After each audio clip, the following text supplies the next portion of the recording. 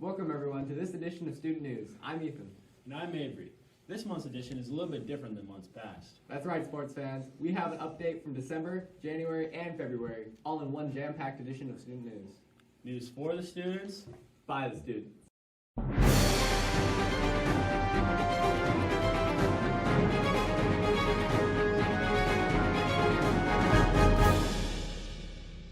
Hey Kai, did you see the musical this month? Oh, rats, I totally missed it. You blockhead! I can't believe you missed it. Good grief, Bertus. Get off my back. I was busy. That's okay. We have a quick recap by Carmen. The musical, Charlie Brown Christmas, took its final curtain call for the year on Sunday, December 8th. Those involved in the production finished out 3 months of rehearsal with 3 final shows that weekend. The cast, especially the seniors, are sad that it has ended, but thankful for the memories that they have made along the way. Although we are sad to see them go, it couldn't have ended with a better musical than the Christmas classic, A Charlie Brown Christmas. My favorite memories would either be Dollar General runs or it would be Saturday work parties, because those are always fun. Do you have any favorite memories? Well, I have lots. I made a lot of new friends. It was one time during rehearsal. My friend Gabe had tapestry in his thing, and I thought it was tapestry. So I tapped on his shoulder and I was like, Gabe, it's tapestry. And he looked at me and he goes, no, it's not. And then Carmen goes, oh my god, tapestrudels. So now it's like this really big thing that just kind of stuck with us. Our DG runs have always been super fun and interesting. And when somebody brought a mattress to practice one time during our Saturday work party and decided to sleep backstage. And yeah, just a lot of kind of malfunctions, but everything in that kind of sense was awesome and great memories. In light of Christmas, what's your favorite part of it, Bertus? I love gifts. Giving and receiving them is my favorite part.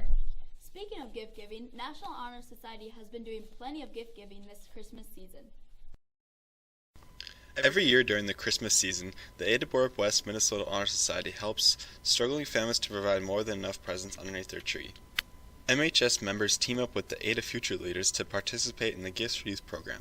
Each student has an opportunity to buy a gift for 2 different children, $30 each.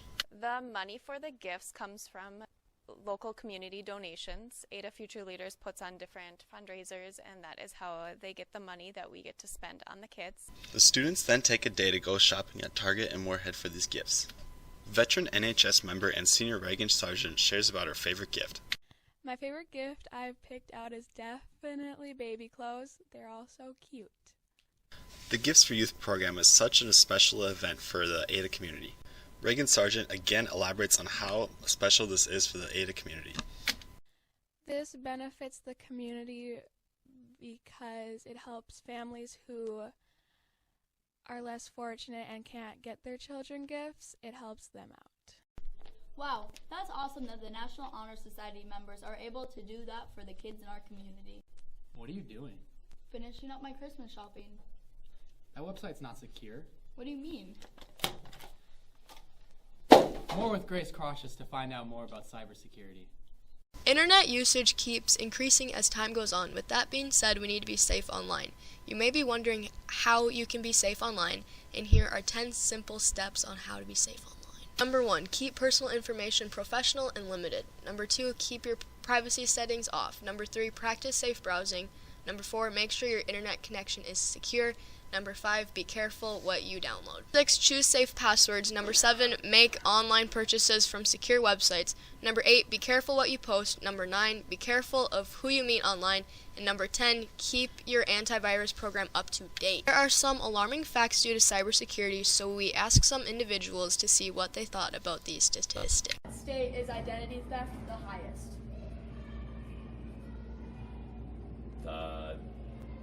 Texas. Wrong, Georgia. Question. How many Americans have had their identities stolen each year? 20,000. Wrong, actually, it was 9 million. What is the percentage of Americans that have been the victims to credit card fraud the last 5 years? 12%. 46. We're here with Jessica Qualley, and I'm just going to ask her a question. What percent of human breaches are due to human error? 75%. Wrong. How much does credit card fraud cost worldwide each year? I don't know. So guess? Probably like $100,000. 24 billion. True or false? There is a hacker attack every 38 seconds. True. It was actually false. It's every 39 seconds. How do you know the website is secure? The lock is in it, and it's green, and HTTP. As you can see from the interviews, very few people know about cybersecurity. This is a serious topic that needs to be addressed. We encourage all of you to practice safe behaviors online to avoid some of the very dangerous consequences that you could face. Another popular activity is online gaming. Speaking of kid who likes to play games online, Ethan Clements was recently diagnosed with cancer. Preston Gwynn spent some time with Ethan as well as his friends and family to get more on our fellow cougar. Ethan Plemons, a student at ABW, was diagnosed with cancer in November of 2019. The cancer he has is lymphoma. Lymphoma is a cancer that begins in the infectious fighting cells of the immune system called lymphocytes. Ethan was involved in many activities, basketball being the one he's in right now. He was also in cross country and baseball. He has many friends and they all have great things to say about him and wish him the best during his fight against cancer. Well, I just knew he was going to get through it. I was really devastated in a way because I just feel someone that young shouldn't have to go through something like that. In the last student news story, Jennings Lee had discussed how Ada got its name and when it was founded. Bobby Rush has continued with going over the history of Ada. Bobby is on set to talk about the earliest settlers of the town. The earliest settlers in the Ada vicinity were those who took up homesteads or bought railroad or state land in McDonaldsville Township, in which the village was located. This township was organized in 1874, while it was a part of Polk County, and was named in honor of Daniel McDonald, one of the railroad graders through this section when the tracks were being laid. Records in the Register of Deeds office show that H.H. Bastien must have come in 1869, Pashley Chappelle in 1870, H.K. Woodward, and John Wright in 1871. Other early settlers who proved up on their homesteads in 1879 were James G. Walker, H.M. Hunting, John Thornworth, Elmer Bennett, R.B. Angus, O.J. Hagan, and John Hamilton. Alex Holden received title to his homestead in 1878, German Bennett in 1880, Thaddeus Bradley and O'Meal in 1881, S.A. Farnworth, J.S. Johnson, F.W. Dunton, Charles Woodbury, John Fund, John Rush, Henry W. Bowes, William Ketchum, Walter T. West, John F. Burkhardt, and William Benefield in 1882. This is a photograph of the Holden family. They came to Norman County in 1872 and settled on a farm in McDonaldsville Township in 1878. They moved to Ada in 1903. This was said to be the first frame house built in McDonaldsville Township, being constructed before 1879. Later in 1879, Francis Beck bought it from Holden. This picture was taken after he bought it, and the people standing in front of the house were Henry Beck, Barbara, and Susan Beck. Mrs. Mary Milewski used to live in this house also. Because of the grasshopper ravages, the Indian scars, and the long distance to market, not so many people came to Ada and its vicinity until after 1876. But from then to 1900, they came in large numbers, rapidly settling all the available land. O.P. Ogan, an early Norman County settler, described the coming of the grasshoppers in July 1871. He said that they came like a snowstorm. Although they stayed only a few days, they destroyed all the crops. When the wind blew, they were quiet, but on sunny days, they were on the move, devouring everything in sight, even chewing tobacco. During the 70s and 80s, settlers came in ever-increasing numbers from southern Minnesota, the eastern states, Wisconsin, and Europe. The majority of these were Scandinavians, but there were also many Germans. Some of their nationalities were represented also, such as the Irish, Swiss, English, Canadian, French, Scotch, Polish, Welsh, and Jewish. Some came in covered wagons drawn by oxen or horses, but most of them came by train. Helver Helgelson and his family came in such a wagon, and settled in Anthony Township in 1879. The state census of 1875 showed only 22 people in McDonaldsville Township. 10 years later, there were 720 in Ada. The staple food of the early settlers was pancakes, Red River catfish, and sour milk. Throughout the years, there have been many that have come through these halls. Chris and Alex have taken a deeper look into the alumni that have walked these very halls. Today, we take a deeper look into some of the alumni from the surrounding areas of Ada Borup. Here's what one of the alumni from Hendra, Minnesota had to say. Mike Certain went to high school from 1976 to 1980. The best part of high school that I remember was being and taking part in all the extracurricular activities, a lot of sports, but those I believe are the best times that I remember. Margaret Drevlo of the graduating class 1978 says, "In high school, I've had many great memories. I enjoyed the great music program we had in the 70s. Being in band and choir was a very popular thing back then. One experience I especially recall is being in the first class of competitive gymnastics in Ada. Title IX had just been passed in 1972. This law required equal opportunities for girls in sports. Our school started a gymnastics program. We were a bunch of junior and senior high girls with virtually no experience.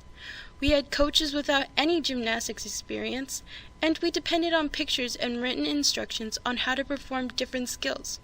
A few girls were successful. Some of us were not. I laugh at my lack of skills. I don't know how long gymnastics lasted, but it was a fun experience."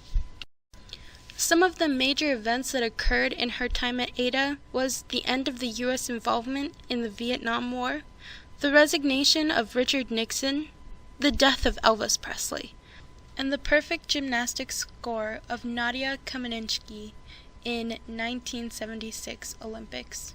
We're halfway through the year and close to halfway through the senior class. Krista Perneda with another senior session. Hello and welcome to this month's edition of Senior Session. Today we have with us Katie Petrick, Amber Lowe, Devin Stahlberger, and Garrett Jensted, as well as Brianna Green, Chase Buckles, and Jakaya Thompson joining us today. Say, Garrett, what are some of the major skills that you've acquired throughout high school? Welding and speaking skills. How would you describe the impact of high school? The biggest impact for me would be either musically and socially, meeting a large group of different people, different-minded people, and musically honing my craft a bit better and experiencing many different experience levels when it comes to teaching that specific instrument. What are some of the funniest memories you had in high school? The funniest memory that I've ever had in high school was probably in art class when I brushed glass off in my thighs and I was bleeding and the teacher ignored me for like a solid 10 minutes. What are some of the major skills that you've acquired in high school? I would definitely say time management skills. High school is all about finding out what you have time for and especially what you don't. You just want to make sure you putting your homework first and don't procrastinate because that'll get you in the long run. What would you say is the best part of high school? I'd say the best part of high school is meeting a bunch of new friends and also the fun classes. Hey Chase, what career do you want to pursue? I am pursuing commercial aviation. What advice would you give to underclassmen, Jakaya? Be prepared and actually try because your future matters. Thank you for joining us on today's edition of Senior Session. See you next time. On the first day of Christmas, my true love gave to me. What are you doing? I'm getting into the Christmas spirit by singing my favorite holiday songs. Well, that's neat. Did you know the students at Ada Borup got into the Christmas spirit as well by getting into the 12 days of Christmas dress-up days? Nifty! The way our student council comes up with our dress-up days includes looking at the days chosen last year and ask the other members if they want to change them and then go off of that decision. Our principal starts our Christmas off with a great gift by letting us go to the Orpheum Theater. The high school gets to watch Daddy's Home 2, and the middle school gets to watch the Polar Express. Another tradition we do here at Ada Borup is our Secret Santa places gifts outside of every student's locker. We are helping junior Ethan Plemons and his family raise money by getting to put up a half-court shot for $1 to help Ethan shoot out cancer. Now that we've had snow days and it's February, we are officially in the dead of winter. That doesn't mean that after-school activities have slowed down. Ada Borup West is still active and learning with lots of stuff for students to do after school. With this update on winter activities, we'll be covering both boys and girls basketball, knowledgeable, and intramurals. One of the most loved activities this winter was the annual season of intramurals. Mr. Lee took over this year in leading this year's season. Anyone grades 9 through 12 could sign up to play, and 4 seniors chose to be team captain. Each captain chose a team name, jersey, and 2 other players from a draft. The rest were assigned by Mr. Lee. I had the lucky chance of interviewing Mr. Lee to see what he thought about this season and why he wanted to take over. What made you want to lead intramurals? I was kind of forced to. If I didn't, then I think that they would have dropped intramurals. And there's so many other adults that are like busy after school, so I knew that somebody had to step in. You had to do it for the kids, right? It's always for the kids or for the children. Do it for the children.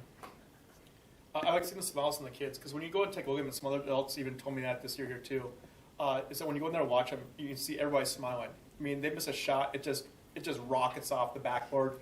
They're laughing and smiling, having a good time. If you do that like in like real basketball or football or volleyball, there's more pressure put on the kids. You can also see that, I mean, they don't have set plays and they're not expected. They're just going out there just having a fun time. They know they're not perfect, and that's the way that I think that it should be, that you should go out there and have fun. I think too much in today's sports that kids go out there with the pressure and expectations from their parents, their coaches, or even the pressure they put on themselves. After an intense tournament, Matthew Erickson's Hawkins AV club saw victory and won the championship over Bailey Bromanchenko's Permates. Speaking of basketball, both Cougar teams have had and confidently hope to see success this season. The boys team has had a near undefeated season with a record of 24-1 with only 1 loss to Henning, currently the number 2 seed in 1A. The girls have also had success with a 16-5 season so far. They have played proven to be tough teams like Henning and Park Christian. Another extracurricular activity here at Ada Borup West during the winter is Knowledge Bowl. The senior high team started off the season interesting by driving all the way down to Chaska for their first meet. They achieved a trophy for this, the furthest traveled. At sub-regionals, Ada was able to clinch a regional appearance by placing 3rd. If the team wins their regions, they will have the opportunity to advance on to state. Go Cougars! Kobe! Why are you yelling for Kobe? Isn't it Kobe? Because on January 26th, 2020, Kobe and 8 other victims, including his daughter, were a part of a helicopter crash. The iconic pre-shot ritual has now turned into a memorial call from his loyal fans. Kobe wasn't just a person. He was a major influence and a hero in many people's eyes. Kobe was an amazing basketball player that is regarded as the greatest Laker and to some the best player of all time. I mean, people debate this all the time. I have a hard time because they grew up in different eras. You talk about Jordan, you talk about Kobe, you talk about LeBron, you talk about even way back with like your Wilt Chamberlains. It's all different eras. The game of basketball has changed, but I know during Kobe's era, he's got to be top 3 for sure. If you rank him all time, I think he's definitely in your top 10. So.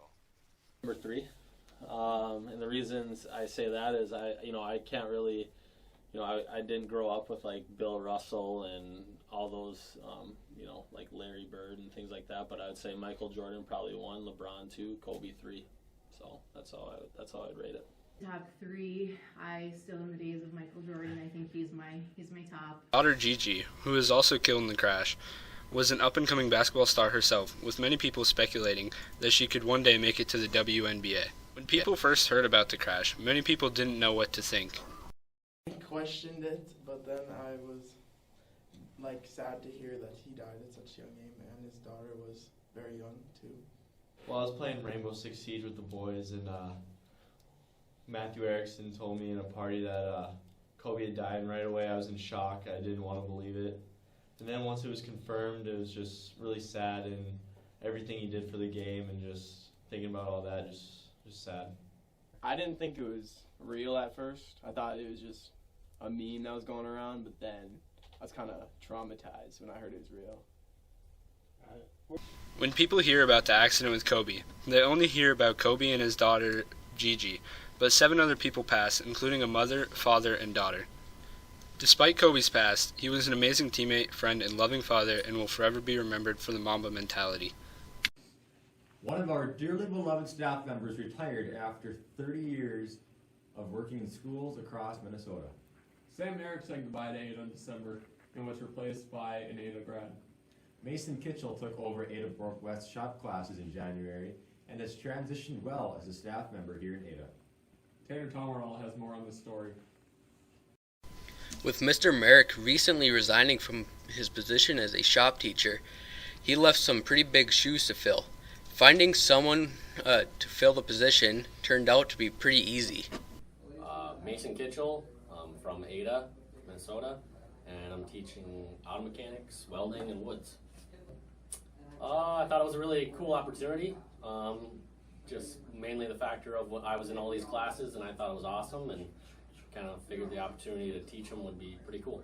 I went to college for welding technology, Lopton for 2 years, and then I welded professionally for 2 years after that. Mr. Kitchell is not only very qualified, but the students are taking to him very well. Here are a few seniors with their thoughts on it. He's a good teacher. He was thrown in an unfamiliar area with young and older teens, and I think he responds to everyone really well and is a good teacher. He's a very good teacher. He knows what he's talking about. Mr. Kitchell has been doing very well, and we wish him luck going forward. What are you reading? It's a book from 1919. Wow, that's like 100 years old. You know who else is 100 years old? Ruth Larson.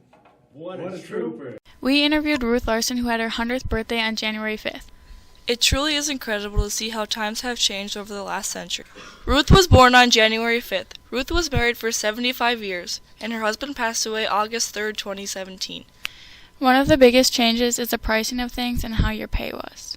Ruth had a very busy life as a kid, telling us much of her time was spent working as well with traveling and being with friends. Ruth has had a crazy life story and is still not the last chapter. Ruth is very grateful for her life, and she has worked very hard to get where she is. Beware of the smiling DM. What? No metagaming here, bro. What language are you speaking? You're nerfing my character, man. I'm so lost right now. Sorry, I'm practicing some of my basic Dungeons and Dragons for the new club coming to Ada Bork West. Stan Haverkamp has more on this. Do you like dragons, dungeons, board games? Well, have we got a game for you. Dungeons & Dragons is a competitive role-play game based on whatever background you want. In this game, characters are self-made and have their own unique stories. Now let's hear what some of the players have to say. Is there a reason you started the club? I had a couple kids who were interested in playing, so we kind of talked about it and decided that it would be fun to start a club. Do you feel confident that this club will kick off? Given the turnout of our meeting today, I think so.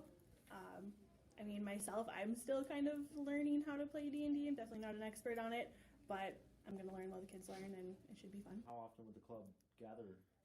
My plan right now is once a week for probably like 2 hours at a time. Honestly, I don't know what the game is about. I thought it was kind of cool, and I wanted to check it out. I just would like to know how to play. If you're interested in joining, watch out for emails regarding D&D game dates and come on down to room 333 for some awesome action. Well, that's all the time we have today, folks. Have a great Christmas and a happy New Year. This is Student News. News for the students? By the students.